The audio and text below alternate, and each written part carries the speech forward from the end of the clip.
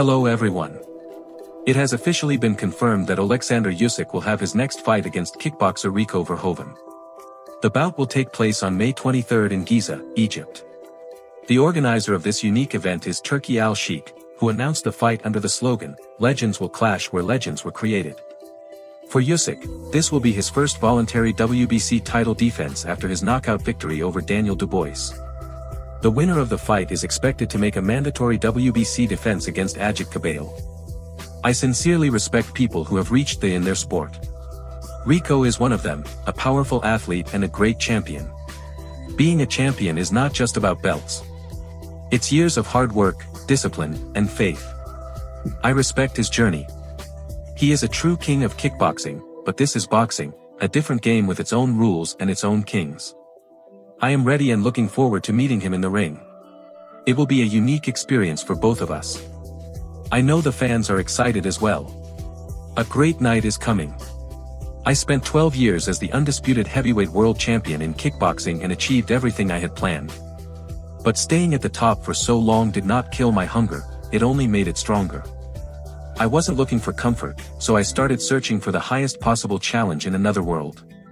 Usyk is the undisputed champion in boxing. These are the kinds of challenges that motivate me. Undisputed versus undisputed, the best versus the best. Oleksandr Usyk will fight on May 23 in Egypt. I don't think a heavyweight world title fight has ever been held in Egypt. He will face kickboxer Rico Verhoeven. It says here that Usyk will fight Verhoeven for the WBC heavyweight world title. There is no mention of the other belts. Obviously, Fabio Wardley is the WBO champion. For some reason, I didn't like the idea of this fight. Simply because Rico has a granite chin, decent hands, and he's huge, weighing around 120 kilograms and standing 196 centimeters tall. So he's a big guy. Oleksandr Usyk is the best heavyweight boxer in the world and one of the greatest heavyweights of all time.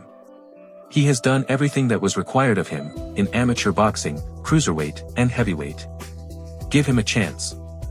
I partly understand why this is important. I'm not saying I like it, but I understand. Tyson Fury had such a chance, didn't he? Tyson Fury lost to Francis Ngannou while being the heavyweight champion. So I don't see a big difference between that and what's happening now, although both situations were criticized. AJ seemed to have such a chance as well in a fight with Jake Paul.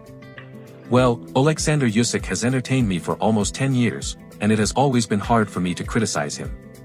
It's difficult to say anything bad about him, anything at all. I wish he were more active. Yes, I wish he fought the top mandatory contender, but I'm not going to judge him for this. Although maybe I should. Many of you probably will. But when a man has twice become the undisputed heavyweight champion, undisputed cruiserweight champion, won Olympic gold, and become world champion, you can make an exception for him. And then we'll see whether he returns to the habit of fighting the top contenders. Yes, I won't pretend I'm not a little disappointed. Honestly, Rico doesn't have a single chance, does he? To be completely honest, Oleksandr Usyk is something almost divine. Rico won't be afraid, right? He'll step into the ring, and Usyk will have to adjust a bit to his style because he has a different stance. Everything will be different. Hello everyone. Light heavyweight boxer Radivoj Kalajdzic may have a fight against Umar Zambakov. The bout is expected to take place in July, and a Zuffa boxing title will be on the line. On April 11 in Tokyo, a bout for the status of mandatory challenger to the WBC bantamweight title will take place between Juan Francisco Estrada and Tenshin Nasukawa. The event is organized by Usyk Promotions and will be held under the banner of the Japan vs Mexico rivalry. Don King Promotions has filed a lawsuit against Ring Magazine, the company Sela, American heavyweight boxer Michael Hunter, and the WBA. King claims that the defendants conspired and unlawfully interfered with his exclusive contract with Hunter. In 2025, Hunter's team allegedly tried to arrange a fight against Jarrell Miller in Saudi Arabia without King's involvement, while King insisted on a bout with Kubrat Pulev. As a result, both fights fell through. The damages being sought exceed $50,000. American outlet ESPN has released an updated ranking of the best boxers in the world. In the latest edition of the rankings, Dmitry Bivol and Artur Beterbiev were excluded due to inactivity, as both last fought each other on February 23, 2025.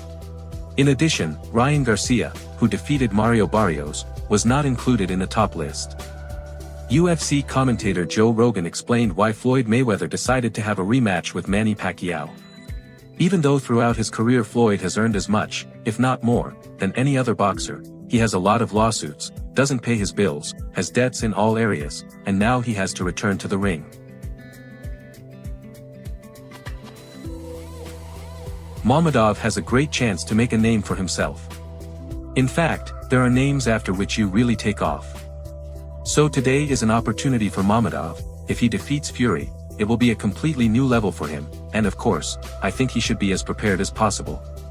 But to speak honestly and, so to say, objectively, Fury is the clear favorite in this fight. That's it. And it seems to me that his chances are much higher. That's all from me, friends.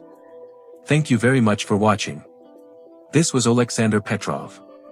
Share your opinion in the comments, like the video, subscribe to the channel, and see you in the next episode. Goodbye everyone.